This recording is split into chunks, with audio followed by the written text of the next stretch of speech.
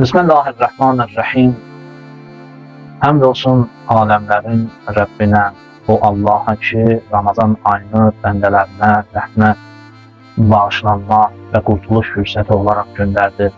Salavat, salam olsun onun seçilmiş Rəsulü Muhammed Mustafa sallallahu aleyhi və səlləm və onun pak əhli beytinə.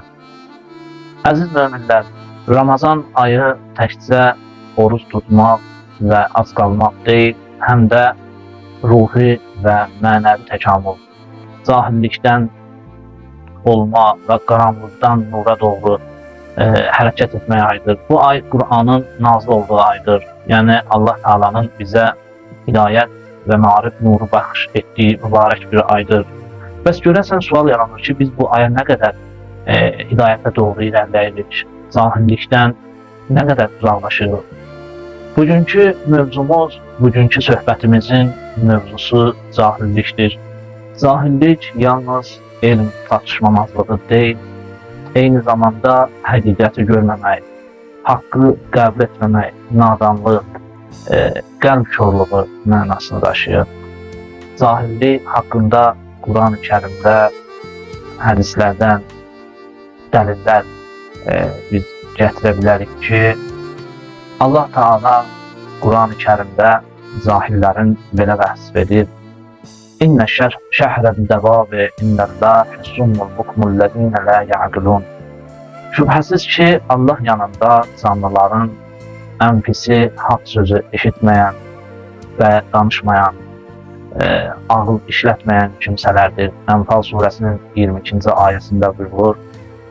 Bu ayə göstərir ki, cahillik təkcə savadsızlıq deyil, həm də haqqı eşitməmək və dərk etməməkdir. İnsan bilik sahibi ola bilər, amma əgər o haqqı qəbul etmirsə və ona tabi olmursa, bu da bir növ cahillik hesab olunur.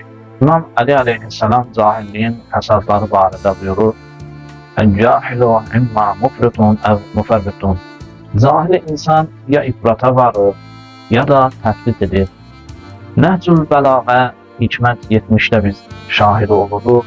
Yəni, cahillik insanı ya həddindən artıq radikal və sərt edir, ya da onu laqeyd və biganə hala salır. Hər iki halda insanı haqq yoldan uzaqlaşdırır.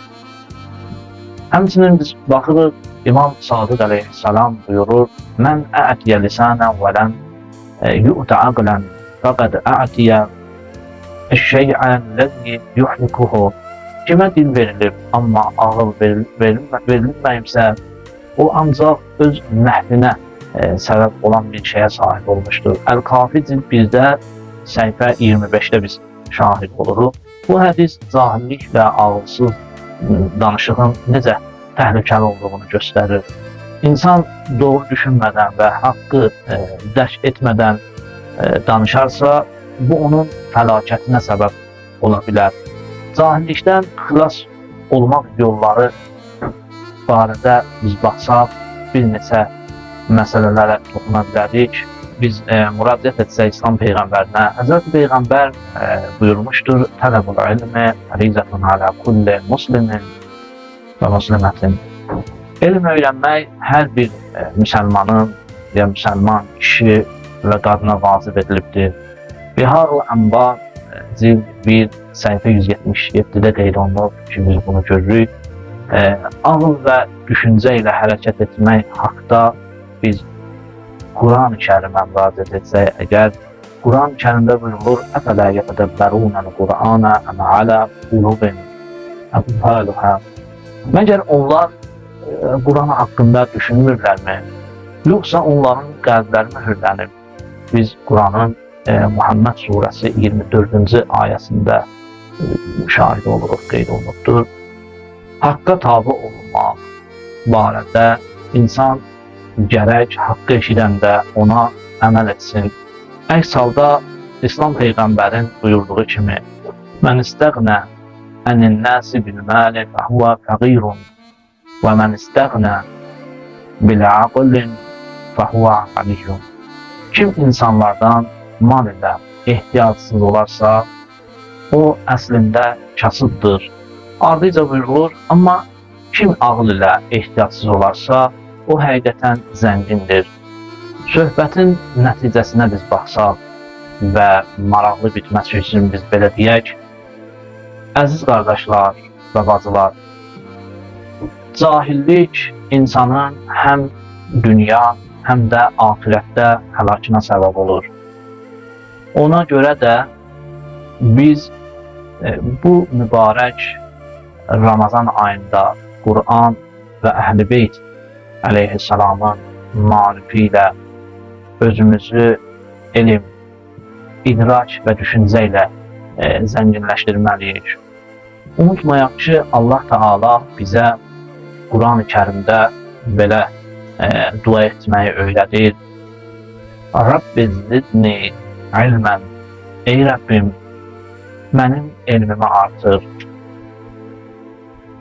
Və bu mübarək ayda uca Allahdan diləyimiz budur ki, bizə elm, hikmət və agahlıq versin. Bizi cahillik qaranlığından çıxarıb haqq nuruna yönəltsin.